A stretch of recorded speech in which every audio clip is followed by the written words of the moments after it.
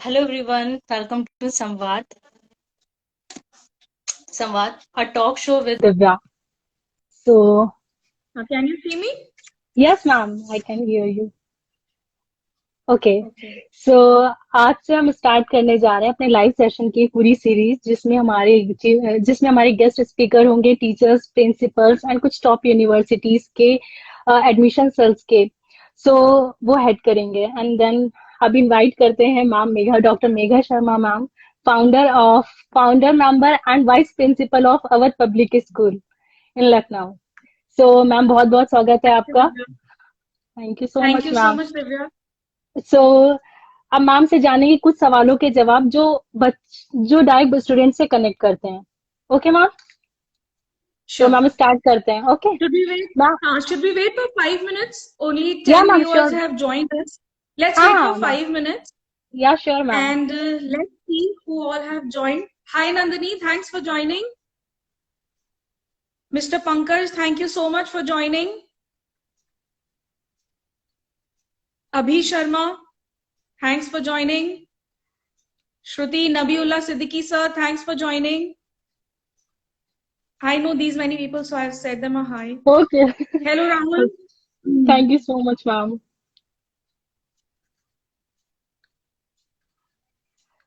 Okay Let's start, Divya. Okay ma'am, जो first question है हमारा वो ये है, ऐसी कौन सी जरूरी स्किल्स हैं जो स्टूडेंट को ऑप्टेन करना चाहिए स्कूल लाइफ से ही, जिससे कि आगे आने वाले चैलेंजेस को वो फेस कर सके। See, school education is considered to be a very basic step that anybody takes towards the formation of their life and the principles. So, the okay most important thing that can be learned during school life is discipline. That is the okay most important thing because not only discipline, but yes, self discipline is equally important. And this is what schools teach us. Okay When you have a routine, you understand the importance of time, self study, self upgradation in such an environment where you have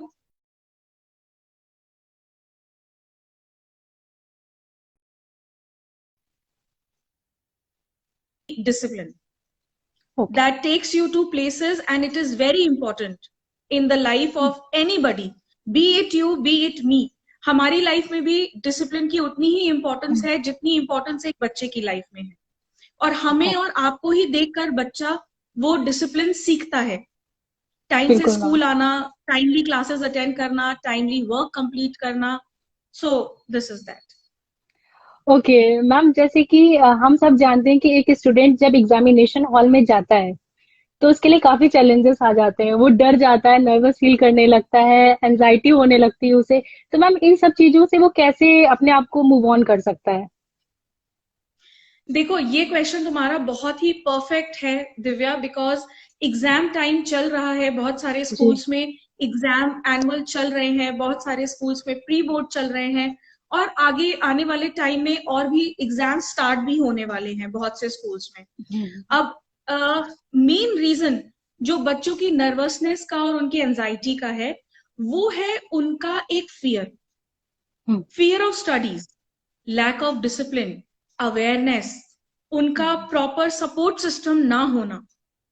okay. Students अगर चाहें तो सब कुछ achieve कर सकते हैं, हाँ। और जो उनको एग्जामिनेशन के नाम पे घबराहट होती है, जो उन्हें एंजाइटी होती है, उसके पीछे एक और बहुत बड़ा रीजन है, वो है प्रेशर। हम्म वो सेल्फ प्रेशराइज्ड हो जाते हैं। और हम्म। सेल्फ प्रेशर में क्यों जाते हैं? क्योंकि आप माने ना माने, सबको अपनी सच्चाई जरूर पता होती है। हम्म, तो स्टूडेंट्स भी ये बात जानते हैं और समझते हैं कि उनकी किस लेवल की प्रिपरेशन है, उनका कितना एक्सपेक्टेड है कि वो कितने मार्क्स गेन कर पाएंगे। तो इसलिए मैं अपने सारे स्टूडेंट्स को ये सजेस्ट करना चाहूंगी कि बजाय इसके कि वो इन सब बातों को सोच के परेशान हो, एक प्रेशर फील करे कि मेरा दोस्त अगर 90% मार्क्स ला रहा है तो मुझे उससे ज्यादा लाने, या कम से कम 90% तो लाने हैं। अगर मान लीजिए मीडियोकर चाइल्ड भी है और वो ये सोच रहा है कि हाफ ईयरली एग्जाम में तो मेरे बहुत कम परसेंटेज थी, इस बार तो मुझे बढ़ानी है, तो बजाय इसके कि बच्चे अपना फोकस इन बातों पे करें, इसकी जगह बच्चों को अपना टाइम यूटिलाइज करना चाहिए पढ़ाई करने में। डाउट्स क्लियर करें, स्कूल रेगुलरली प्रेजेंट रहें, डेली स्कूल आए, अपने सब्जेक्ट टीचर्स के साथ एक्स्ट्रा टाइम लें, प्रिपरेशन करें, जो उनके डाउट्स हैं, जो, क्योंकि देखो मल्टीपल फैक्टर्स हैं, हम किसी एक रीजन को नहीं मान सकते कि कोई एक रीजन रिस्पॉन्सिबल है किसी भी चीज के लिए। बहुत सारे बच्चे सेल्फ स्टडी भी करते हैं, लेकिन सारे बच्चों के सामने ग्रुप में डाउट पूछने से करते हैं, अकेले में टीचर्स के पास डाउट पूछने जाने से घबराते हैं। तो बच्चों को बेसिकली इन सब स्किल्स पे वर्क करने की जरूरत है। उनके अंदर ये कॉन्फिडेंस होना बहुत जरूरी है कि वो अपनी बात सही ढंग से अपने टीचर्स को बताएं, तभी टीचर्स उनकी हेल्प कर पाएंगे। इंग्लिश में एक कोटेशन है ना, God help those who help themselves. तो वो इस सिचुएशन में मुझे बहुत परफेक्ट साउंड करती है कि जब बच्चे के अंदर खुद वो इच्छा होगी ना, तो उसके पास अपने आप सारे रास्ते निकल आएंगे। तो इसलिए अगर इस क्वेश्चन का आंसर मैं टू द पॉइंट देना चाहूं, तो मैं बस यही कहूंगी कि बच्चे इन परेशानियों को सोच के परेशान ना हो, अपना टाइम और एनर्जी उसमें वेस्ट ना करें, बल्कि ये चीजें फिगर आउट करें कि वो किस तरह से इन चैलेंजेस को ओवरकम कर सकते हैं। अपने टीचर्स के साथ एक रेगुलर कांटेक्ट बनाकर रखें, रेगुलर स्कूल आए, अपना वर्क कंप्लीट रखें, कॉपीज अपनी टाइमली चेक कराएं, और जो चीजें टीचर्स उनको क्लास में करने की इंस्ट्रक्शंस देते हैं उसको वो फॉलो करें। ओके, तो मैम जैसे अभी आपने एक बात बोली थी कि एग्जाम चल रहा है तो बच्चे ऑलरेडी डरे हुए हैं, तो मेरा उसी से एक रिलेटेड क्वेश्चन है कि मैम जो बच्चे होते हैं वो आजकल टाइम टेबल बहुत बना रहे हैं, टाइम टेबल बनाते हैं, अपनी अलमीरा पे लगा भी देते हैं, उसके बाद अगले दिन सोचते हैं हाँ अब कर लूंगा अब कर लूंगा अब कर लूंगा, बट उस चीज को वो फॉलो नहीं करते हैं। तो इसके लिए आपका क्या कहना है? देखो यही सबसे बड़ी बात है, जो तुम्हारा पहला क्वेश्चन था ना, यहाँ पे मैं उसका रेफरेंस देना चाहूंगी, डिसिप्लिन, डिटर्मिनेशन। यही डिसिप्लिन और डिटर्मिनेशन है जो हम बच्चों को स्कूल में सिखाते हैं। स्कूल में भी तो हम उन्हें टाइम टेबल के अकॉर्डिंग पढ़ाते हैं। तो अभी जो 2 इयर्स हमारे वेस्ट हुए ड्यू टू कोविड, जो बच्चों का इंटरेक्शन टीचर्स के साथ नहीं हो पाया, तो अब मेरा सभी बच्चों को यही मैसेज है कि ज्यादा से ज्यादा वो टीचर्स के साथ अपना इंटरेक्शन इंक्रीज करें, अपने अंदर वो कॉन्फिडेंस लाएं, अपने आप को गियर अप करें, अपना डिटर्मिनेशन फर्म करें कि जो टाइम टेबल वो बना रहे हैं उसको फॉलो करें। Where there is a will there is a way. तो अगर वो टाइम टेबल बना रहे हैं, इसका मतलब उनके अंदर विलिंगनेस है, उनको सिर्फ थोड़ा सा एक पुश चाहिए। अगर घर पे पेरेंट्स हैं, पेरेंट्स अगर एक बार ये पूछ ले, बेटा आज तुमने इस टाइम टेबल के अकॉर्डिंग कितना और क्या क्या चीजें करी, बच्चे के अंदर अपने आप एक सोच डेवलप होगी कि यार पूछेंगे मम्मा पापा तो मैं क्या जवाब दूंगा। अगर बच्चे ने टीचर के कहने पे टाइम टेबल बनाया है घर पे पढ़ने का, तो वो टीचर पूछे, बेटा आज मैं तो क्लास में चैप्टर 9 पढ़ा रहा हूं, तुमने सेल्फ स्टडी में कौन सा चैप्टर पढ़ा है बताओ, उसमें तुम्हें कोई प्रॉब्लम तो नहीं है। तो ये एक कंबाइंड एफर्ट है। Sorry ma'am, sorry, no problem. तो ये एक कंबाइंड एफर्ट है, पेरेंट्स का, टीचर्स का। और जब टीचर्स और पेरेंट्स दोनों एक साथ बच्चे के ऊपर ध्यान देना शुरू करेंगे, बच्चे का ध्यान खुद अपनी तरफ जाएगा, उसको खुद अपना अच्छा और बुरा समझ में आएगा। सो मैम एक और क्वेश्चन है, बहुत सी कोचिंग इंस्टीट्यूट हैं जो आजकल 6 क्लास से ही नीट जेईई के लिए प्रिपरेशन कराने का ऑफर दे रहे हैं, तो इसमें आपका क्या कहना है कि स्टूडेंट को पहले अपने एकेडमिक पे ध्यान देते हुए स्कूलिंग पूरा करें या फिर 11th और 12th के बाद ही तैयारी करना शुरू करें? Divya, I come from a management background, मेरा कॉमर्स बैकग्राउंड है, और उसमें हमें कॉमर्स में एक चीज सिखाई जाती है, right thing at the right time by the right person at the right place is always right. Okay. हर चीज का एक समय है। हम्म। हमें आजकल का टाइम देखते हुए बच्चों को थोड़ा कॉशियसली रेडी करना जरूरी है, ये बात मैं मानूंगी, but there is a time for everything. So, as far as preparation of NEET and JEE is concerned from class 6, I don't think that is a very good option. Okay. Because, first of all, students should focus on their academics. Because 6th, 7th, 8th gives them a base. So, until and unless that base is strong enough to lay the foundation, how will they able be to prepare for NEET and JEE exams? These are not simple exams. Tricks तो तभी काम आएंगी ना जब basic पता होगा. If I know what is addition or how to add, only then I can use abacus skills to add it quickly. So my idea or my opinion is that it is not a very good idea. Children should, and not just 6th, 7th, 8th, but 9th, 10th, 11th, 12th also. Because you must have heard about so many coaching institutes in Kota and so many in Lucknow itself, that they force the children to take admissions with them and quit schooling and start preparing 9th onward. So that is also not a very good idea, I feel. Okay, so ma'am हमारा 4th question है आपसे. आजकल mostly student engineer, doctor को ही career के point of view से देखते हैं और इसमें सिलेक्शन रेशियो भी बहुत कम होता है. तो मैम इसके अलावा करियर ऑप्शन और क्या हो सकते हैं बच्चों के लिए, If we talk जो बच्चे बहुत फोकस नहीं कर science, पाते हैं चीजों के लिए? जी हाँ, देखो सबसे अच्छी बात तो हमारे पास अब ये है कि एनईपी के आने से जी हमारी ये प्रॉब्लम ही खत्म हो गई. क्योंकि स्ट्रीम्स का कॉन्सेप्ट खत्म हो गया. अब बच्चों के पास, अब बच्चे बाउंड नहीं है. वो फिजिक्स केमिस्ट्री के साथ इकोनॉमिक्स भी पढ़ सकते हैं, साइकोलॉजी भी पढ़ सकते हैं जी. राइट. सो बट स्टिल अभी जो इस सेशन के बच्चे हैं जो मार्च में अब 2022 में अप्रैल में जो एग्जाम्स देंगे, उन बच्चों से मैं ये कहना चाहूंगी that there are options and avenues like robotics, megatronics. They can also go for studies in architecture, interior designing. As far as students coming from biology stream is concerned, becoming a doctor is not the end of the world now. They have good options if we talk about labs, laboratory research, pathology research, forensic science के courses. हालांकि हमारी country में अभी ये courses इतने popular नहीं है, but there are institutions who are offering courses in forensic science, pharmaceuticals. Then you have options like lab works, radiology,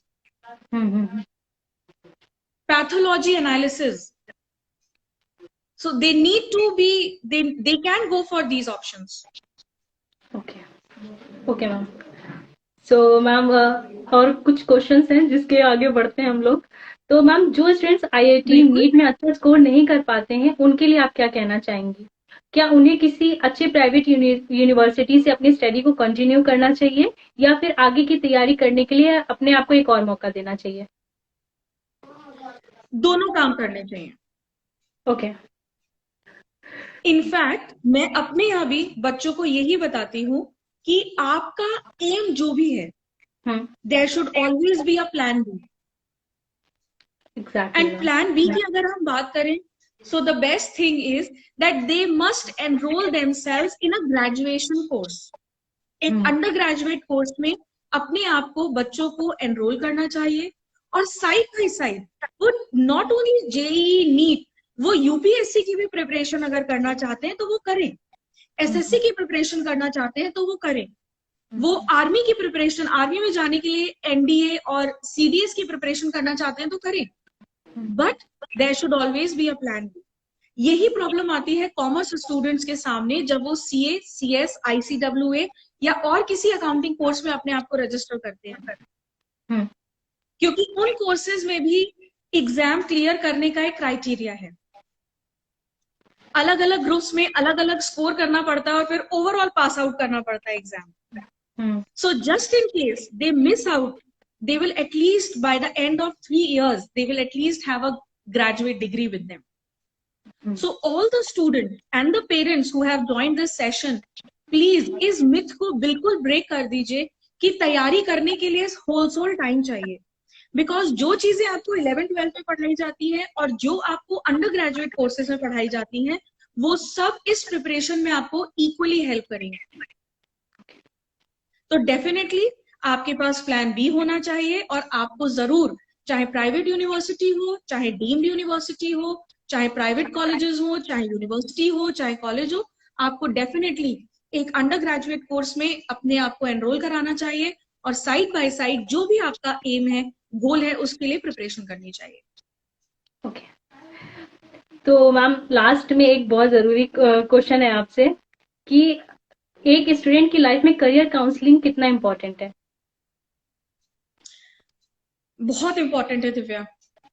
ये जो पिछले 2 साल हमने कोविड की वजह से लॉस देखा है और सोशल मीडिया का जो इन्फ्लुएंस स्टूडेंट्स की लाइफ पर है आज के टाइम में, उसको देखते हुए I feel that career counselling is very very very important, because that is the only way we can help the children identify their strengths and weaknesses.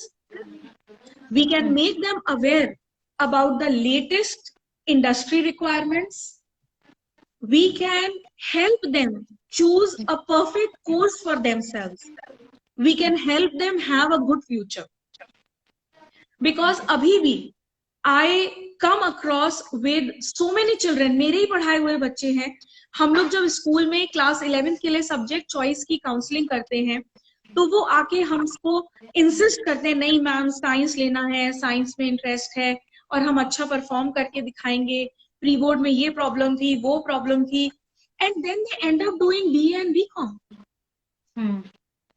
तो ये बच्चों को समझने की जरूरत है, बच्चों के पेरेंट्स को समझने की जरूरत है कि काउंसलिंग चाहे करियर से रिलेटेड हो, चाहे साइकोलॉजी से रिलेटेड हो, दोनों काउंसलिंग बहुत इंपॉर्टेंट है। साइकोलॉजिकल काउंसलिंग से हम बच्चे के बारे में बेहतर जान सकते हैं और जितना बेहतर हम बच्चे को जानेंगे उतना अच्छा हम उसे करियर काउंसलिंग के लिए गाइड कर सकते हैं।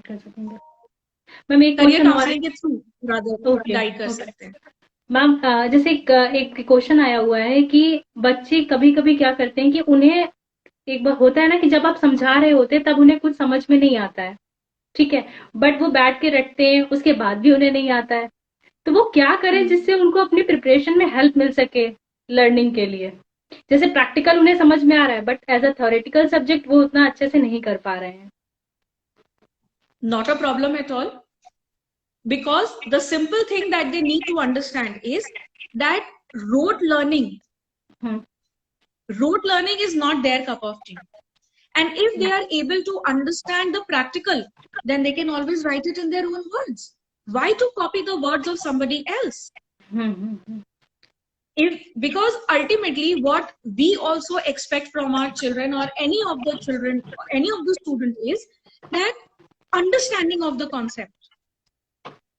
And understanding of the concept can only be observed when the child interprets the same thing in his or her own words. तो ये तो बहुत अच्छी बात है कि अगर वो लर्न करने की कोशिश करते हैं और उन्हें याद नहीं रहता, वो भूल जाते हैं, बट वो प्रैक्टिकली बहुत अच्छे से उसको कर रहे हैं, तो ये तो बहुत अच्छी बात है। They should write whatever they are understanding practically, they should write it in their own words. अब कुछ बच्चे के साथ ये होता है कि याद करने के 10 मिनट बाद तक तो वो बता देते हैं आंसर, आधे घंटे बाद पूछो तो भूल जाते हैं। ऐसे बच्चे लिख के लर्न करने की प्रैक्टिस कर सकते हैं, उससे उनकी मेमोरी स्ट्रांग होगी। वो लर्न करने के 10 मिनट्स बाद ओरल करें और ओरल के 10 मिनट्स बाद वो रिटन करें। इस प्रैक्टिस को साइमल्टेनियसली फॉलो करने से ग्रेजुअली उनकी मेमोरी शार्प होगी।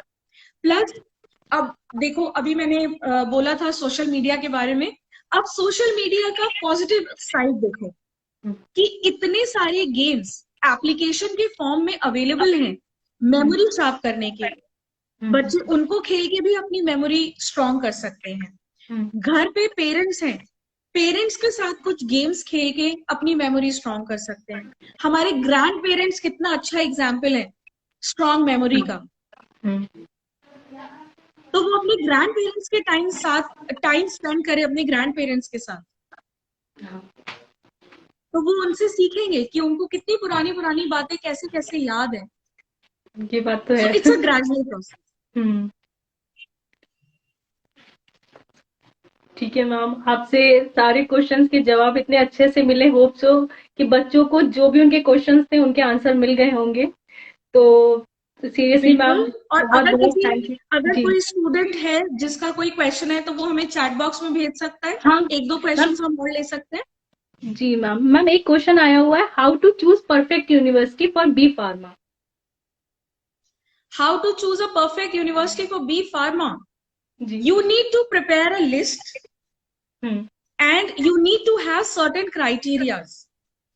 Like, what is the minimum percentage requirement of that university? What is the fee structure? What is the location of that university? आपके लिए वो यूनिवर्सिटी ज्वाइन करना कितना कन्वीनियंट है? उस यूनिवर्सिटी का रिजल्ट कैसा रहा है पिछले 5 सालों में, minus the 2 years of Covid.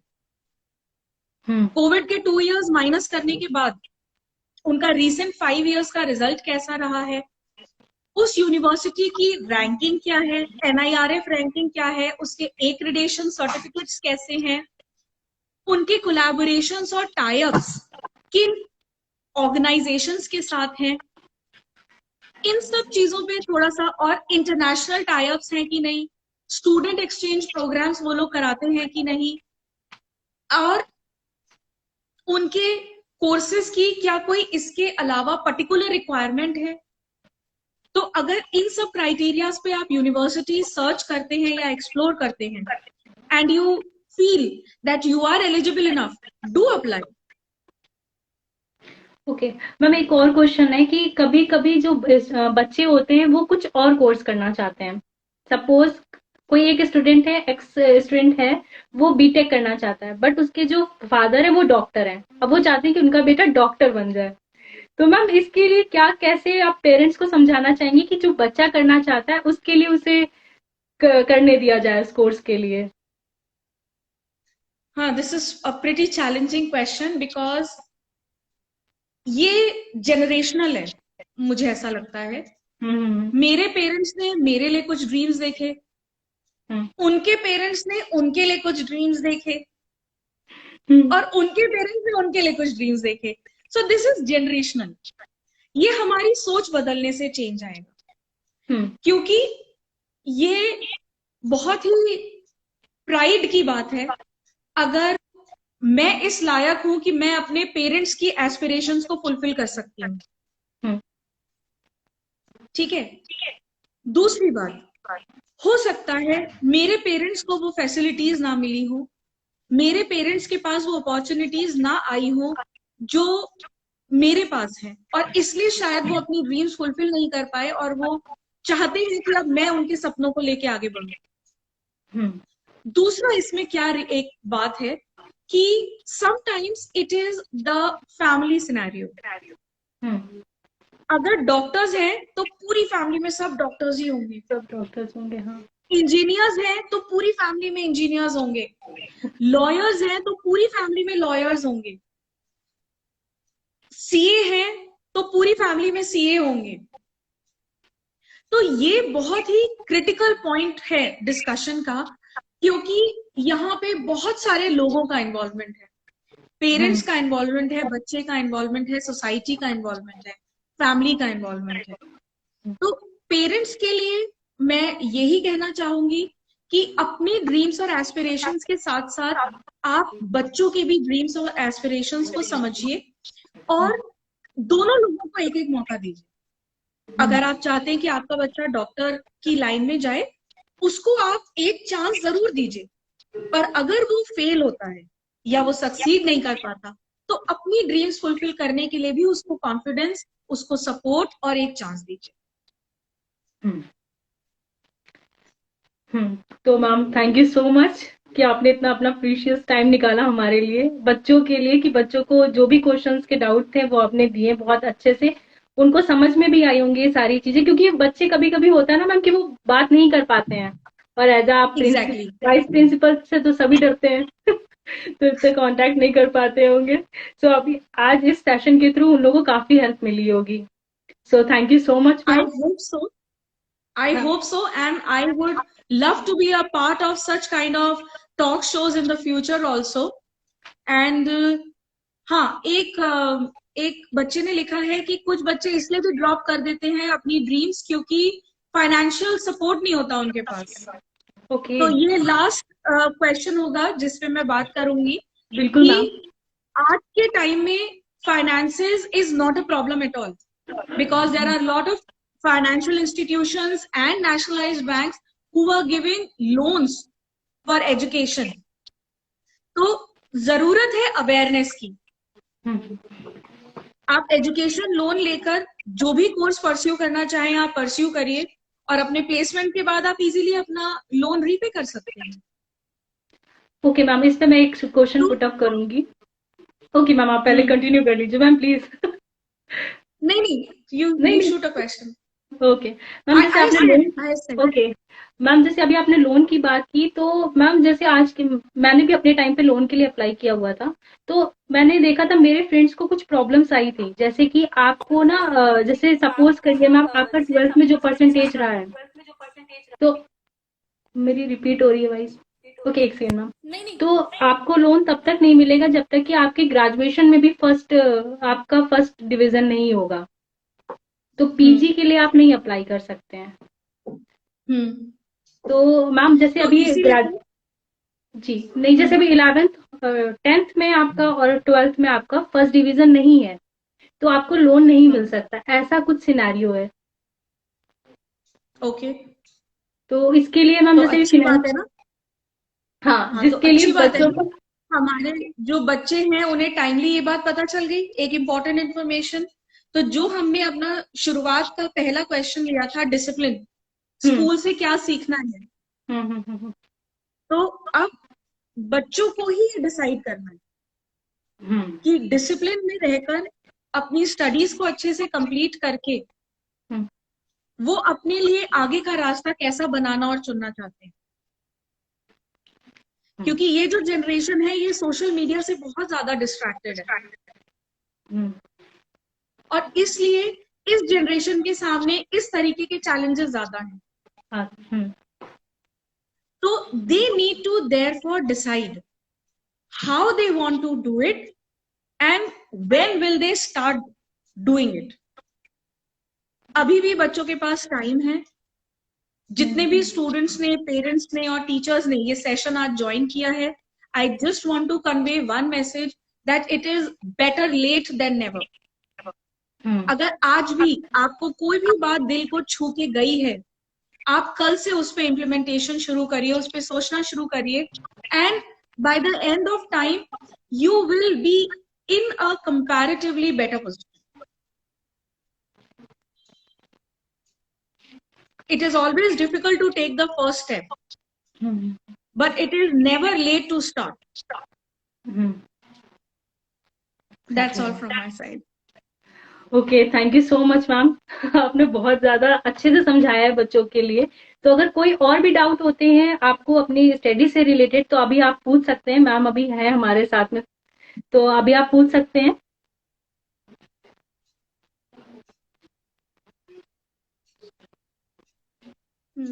Those who wanted to go abroad, तो आप फॉरेन यूनिवर्सिटी सर्च करिए। जो मैंने इतने सारे ऑप्शंस बताए, इतने सारे क्राइटेरियाज, एलिजिबिलिटी क्राइटेरियाज बताए, उनको सर्च करिए और देखिए कि आपके पास उसमें से कौन कौन से एलिजिबिलिटीज हैं और क्या क्या आपको इम्प्रूव और इनहेंस करने की जरूरत है, अपने आप को अपग्रेड और अपस्किल करने की जरूरत है। आई थिंक मैम अभी क्वेश्चंस हो गए हैं। हो गए हाँ हैं, यस। हाँ जी।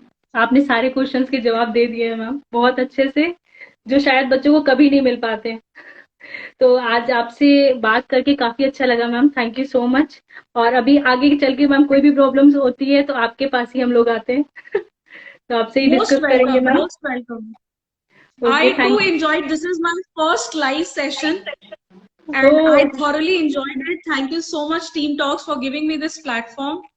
I will look forward to more talk shows with you people. Thank you so much ma'am, it's a pleasure कि आप हमारे साथ जुड़ी रहे Same हमेशा। here. Okay, Same here. Thank you so Same here. Much ma'am, thank you My so much. pleasure. Okay, Okay. Bye bye. Bye ma'am, bye. सारे viewers को lot of thanks for joining us. I thank all the viewers for joining us. Thank you so much. Most welcome ma'am, thank you so much.